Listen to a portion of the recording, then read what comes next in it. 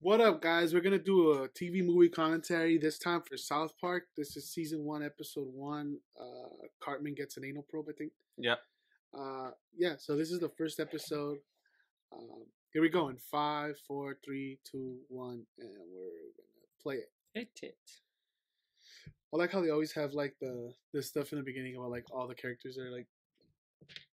Well, because they know drawn. they're gonna get shit from the celebrities who watch the show. Do you think like that avoids them getting sued? Just like the. Probably, yeah. Well, it's also under what, like parody? It's like parody clause, satire clause, Yeah, you right. know. Like, there's that little short that's a reference to one of the early short South Parks in the background, Santa Claus fighting Jesus. Oh, really? Yeah, this show started out, the creators, Trey Parker and Matt Stone, met at film school in the early 90s in Colorado. They both gravitated toward each other because they were big Monty Python fans and really loved the Monty Python Flying Circus and were fans of Terry Gilliam's animation, where he did cutout animation. For those who don't know, cutout animation is similar to stop motion, in which you just get paper characters and just animate with basically those. like take a photo and then using paper photo cutouts, cutout animation. That has to take forever. Oh, believe me, it does. I've done a cutout animation short film, and it took me about a month just to do 6 minutes of film. And they met at film school. They made all these like little crude short films, and one of the short films they made was of these 4 kids in a Colorado town, right? And Frosty the Snowman and Jesus fight it out, called Jesus and Frosty. And when they went to Hollywood to get work, that short film landed on an executive from MTV who paid them like I think about $1,000 or something to remake that short film with better quality, right? And do it as a Christmas gift card they can send to his friends. And they did it for less than that and kept the rest of the money for themselves. And they made a second attempt at the short film, which is now called Jesus versus Santa, which we saw a clip of at the beginning in the title credits. Right. And that one was more closer to what the style of South Park became. The kids looked more closer to what the kids became. The animation style was more the colors and brightness. It was kind of pretty much a pilot, right, for that show. And that went around Hollywood. And there's a rumor that supposedly George Clooney got a copy of it. Right. Loved it and made like 100 copies of it and sent it around Hollywood as well, which later, led to him being a guest star in the first season in the later episode. But yeah, that short, Jesus versus Santa, was one of the first viral videos of the internet, because during the age when the internet was still up and coming. Right. And that short got so much attention that it landed onto Comedy Central. Comedy Central loved it and said, make us a pilot, and this was the result of that short. And this pilot took them 3 months to make. 3 months? It was just Trey Parker and Matt Stone, a friend of theirs, who I think became the inspiration for Butters. And I love Butters. Yeah, and the 3 of them just went to Colorado in this animation studio and spent 3 months doing this short using cutout animation, which is why this one looks more cruder than the later stuff, which was done using computer graphics simulating cutout animation. Okay. So, when was the first time you heard of South Park?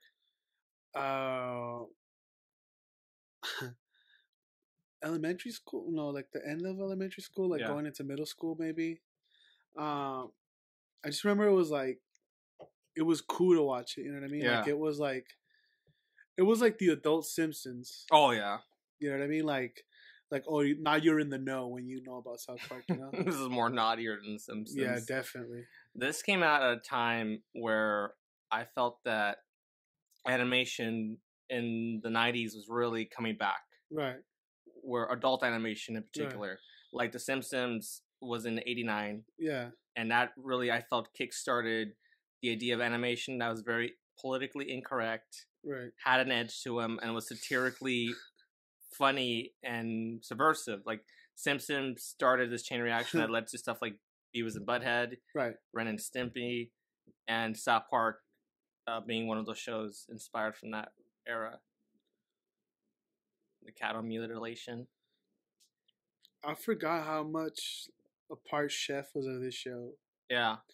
You know, like now the last, what, 10 seasons, 7, 8 seasons, he hasn't been part of the show. I forgot how much in the beginning seasons he was so part of. I think when they did if you hear their commentary for the South Park movie, it was recorded years and years later. Yeah. And Trey Parker and Matt Stone said, "Oh, look, there's Chef. We haven't seen that character in a long time." The aliens. I just love how they make them all like the classic grays. Right.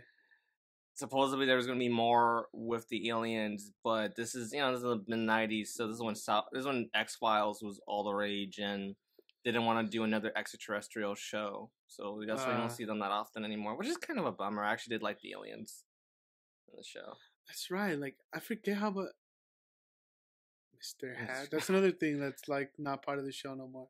Yeah. Mr. Garrison's gone through so many changes. Oh my god, yeah, he went through a lot. Mr. Hat. I just like how in this version of Mr. Hat he has no eyes, and then the later shows he has eyes. They did the voices of the characters by recording themselves. Because it's Trey and Matt doing most of the voices. Yeah. Trey does Cartman and Stan, while Matt does Kyle and Kenny. And what they do is they record the voice. They record themselves trying to imitate kids. Yeah. And then they will speed up the voices, and they sound like a kid, like actual kids. Have you seen them do it? Like, there's this great documentary. A few years ago, I was studying animation, and it's around the same time that the documentary 6 Days to Air came out on Comedy Central, and it's really like compelling. Like, I said earlier that this episode took them 3 months to make. Now it's like 6 days, 6 to 7 days for them to make one episode of South Park. It's so crazy how they make it, dude. Yeah, like they rush they write. They write animate, record voices, edit, do the music, everything. Sound, all that stuff, like in 6 days. And they basically don't sleep. Nope. Like they say, like when they do it, like there's at one point there's a night where they don't sleep at all, and the crews is still working around the clock. I remember watching this documentary on Saturday Night Live and how grueling that was, and I thought even this was worse. Well, I mean, like you have to perform live in that. Like you perform live, but like this is animation, so they're working with computers. They're trying to get it right. And they have to hit a deadline, and they have to like be approved by. Well, what was nice about working that fast is that it gives them a lot of creative control. Right. Because like if you an episode of Simpsons that takes 9 months. Right. Just to do one episode. So imagine having to like supervise multiple episodes. Like, okay, this episode's in script stage. This one's already in animation. This one we have this one's in voice recording stage, and like this they have to do all that in 6 days, like under a week. They say they do it because it allows them to be topical, right, with any events that are happening, which gives the show an edge over other shows where try to be topical, but then because it takes such a long time to produce. Right, it feels dated. It feels dated. I remember this is when he used to throw up. He used to throw up whenever he sees Wendy. This feels like a Peanuts moment. Right? This feels like a total Peanuts moment. Like Peanuts on acid. The character Cartman changed a lot too. A lot. Like, I mean, when you see him in this episode, he's just the friend they make fun of. Right. The guy who just like, he's obnoxious, annoying, but he's more the butt of the joke. And as the show progressed, he kind of went from being the butt of the joke to essentially the villain of the piece. It's like every time something horrible happens, it's Cartman. He's like the Kramer of this show, just the one that causes all the trouble. The characters have to solve how they're going to get out of it. Did you ever hear about how they got Isaac Hayes? No. Chef? How did they get it? When Trey and Matt wrote the script and were trying to get it made, they wanted they kind of were thinking like, oh, we should get some kind of like R&B musician to play Chef just to get that voice. And Isaac Hayes was one of the ones on the list. And Isaac Hayes, I love the song. Yeah. Oh, if you look carefully in that shot, there's a hand because they accidentally shot a hand when they were doing the animation. I wonder whose hand that was. But yeah, like they got Isaac Hayes, and Isaac Hayes didn't know what the show was about. He just heard it was an animated show. He's like, "Oh, right, when I get to do an animated cartoon, this is awesome." Right. And he comes in, he meets Trey Parker, Matt Stone at the recording booth, and they say, "Okay, you're the chef who sings about having sex to all the kids." And Chef is like, "What? What the Isaac Hayes, like Isaac Hayes is like, "What the fuck?" Like. This wasn't what I was expecting, but he decided to go along with it, right. And that's where Chef came out, or that's how he got cast. Wanna make love to I wanna make love to a woman. That's fucking hilarious.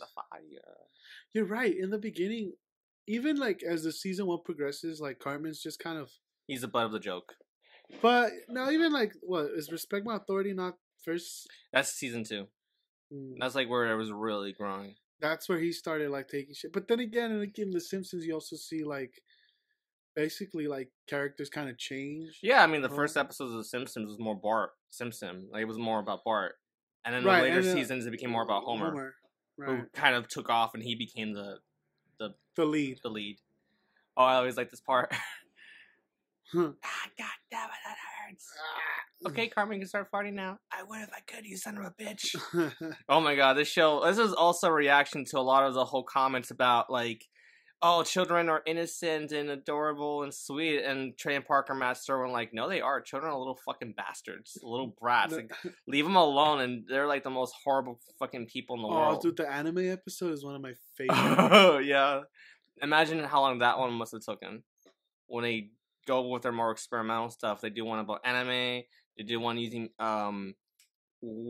Warcraft. Yeah, Warcraft. I think they intercut some live action stuff once in a while.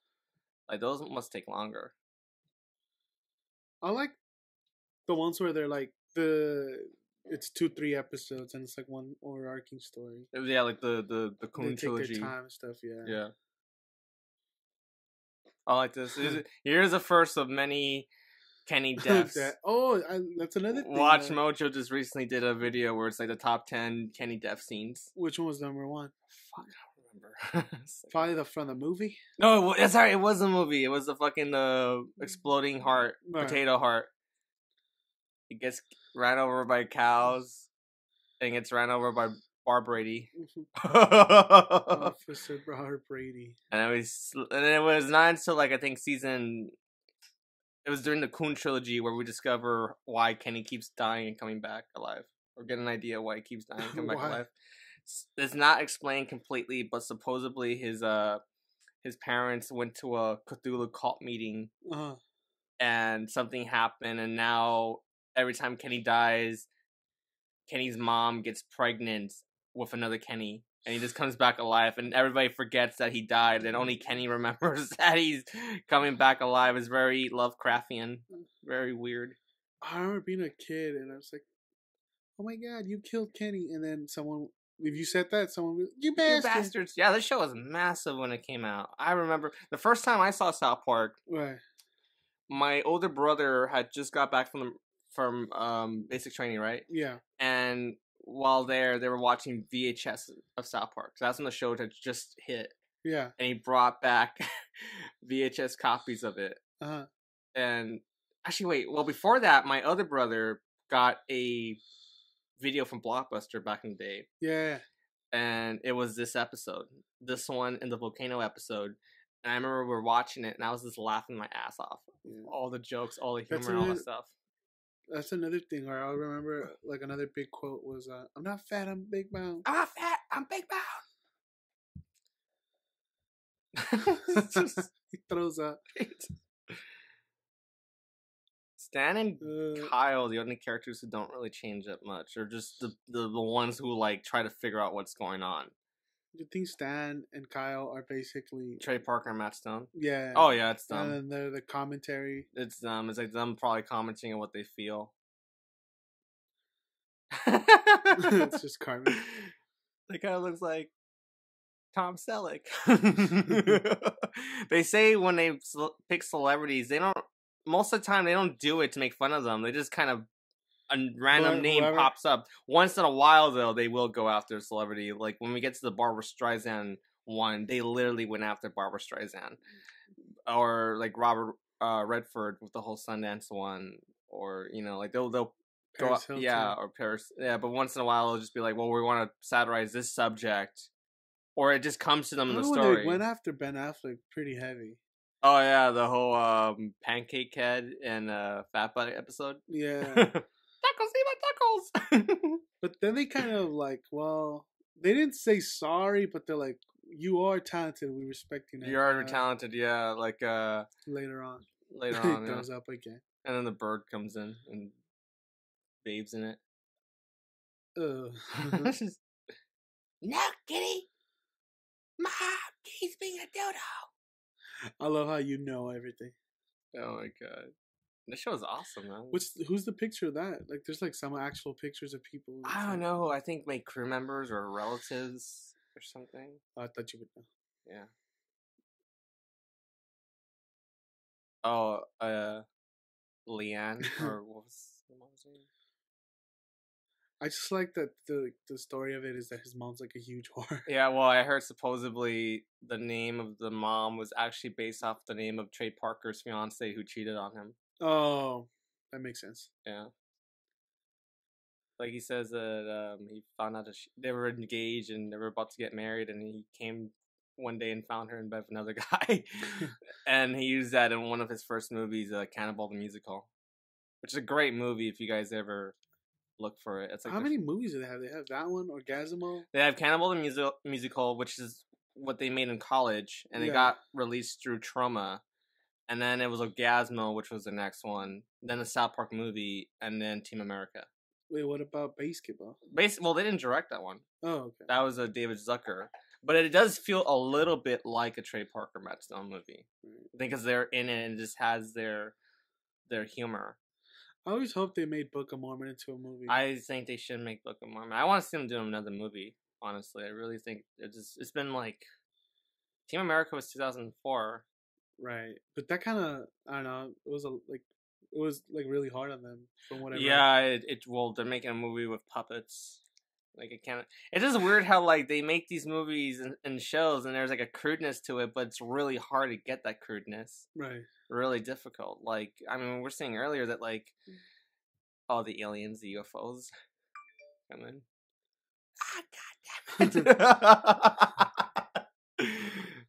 Fucking Garrison. You said that, Miss Garrison. Fucking Garrison, man. That fucker goes through a lot. Oh, this is where he drops the fucking F-bomb. It's all bleeped out. I like how he used to always make speeches. Oh, yeah, when they talk about the moral of the story. Like, I learned something today, guys. It says like, the moral of what the whole episode was about. But yeah, there's like a lot of social commentary in South Park, like a ton of it. Like people would say, "Oh, it's a show that are just basically dick and fart jokes," but it's really much more than that. It's deeper, like it's the way deeper. They satire. They satire a lot of stuff. Get him. Oh, I remember just laughing at that. It's just all bleeped out. Something if he actually cussed, it wouldn't be as funny as the bleeps. Yeah, I always think the bleeps make it more funnier. Oh, and how he's all like his floppy head. That's how they animated all the Canadians. The cows and the fucking aliens. But yeah, this episode came out in August '97. Was when it first premiered. August '90. I was 7. How old were you? I was 6. 6? Yeah. I was like 7 a few months later. August '97 was when it came out. And like as a 7-year-old, 8-year-old, when you like finally found this show, it's crazy how it just has how cool was it? But was like cool, also yeah, it was like cool to watch. But it's like I don't know if you understood like the bigger social commentary. Yeah, it was just like a funny show. It was a funny ass show, yeah. It's not till you're older where you start getting everything. What they meant, and it's actually much more. It's like deeper meanings. Yeah, there's a reason why the show lasted. Do you impersonation of David Caruso's career? Oh shit! That's when he left that show. NY. Fuck, what was it called? The cop show. NY. Isn't it Blue? Yeah. It's Blue something. Yeah, fuck. Well, he left that show, tried a movie career, didn't work, and went back to TV. Yeah, now he's on Law and Order, SVU or no, it's or special CSI. CSI. There you go. Yeah, that show sucks. Sorry, it does. It's so mean to be mean, but fucking chef. You got 15 minutes before Stanford and Sons are on. It's like such obscure 70s references.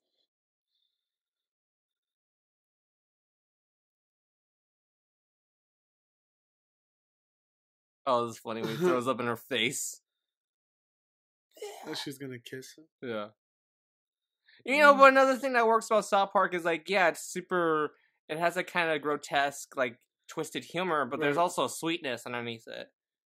Yeah, there's an innocence towards it, and it actually gives it humanity. Because I think if it was all the twisted jokes, just be like, oh, it's a show about twisted jokes. But there's a lot of like, they give the characters innocence, heart, and humanity. Even Cartman, who's such a fucking little asshole, gets some humanity as well. Oh, I like this. The fucking payoff. What was that thing they gave him? Barb Brady. They're dancing. Oh, you got Pink Eye by Scott Baio.